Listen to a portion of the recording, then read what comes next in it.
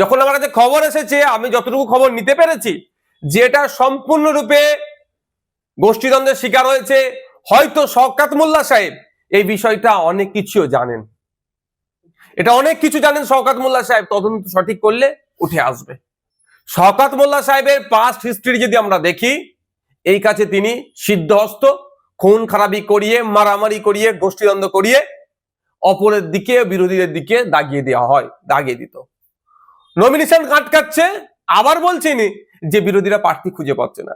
এখন আমি বলছি, এই যে খুনটা হয়েছে, শওকত মোল্লা সাহেবকে যদি সঠিকভাবে জিজ্ঞাসাবাদ করা হয়, এই খুনের অনেক রহস্য উন্মোচন হবে। এটা সম্পূর্ণরূপে আমি দায়িত্ব নিয়ে বলতে পারি, আমি দায়িত্ব নিয়ে বলছি, এটা গোষ্ঠীদ্বন্দ্বের শিকার হয়েছে।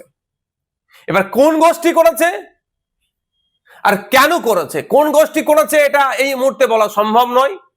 কেন করেছে এটা আমি বলতে পারি, সেই দিনের শেষে ভাগ বাটোয়ারার লড়াই, এ বড় নেতা হয়ে যেতে পারে, সে ছোট নেতা হয়ে যেতে পারে, এই মর্মে একটি ছেলেকে খুন করা হলো।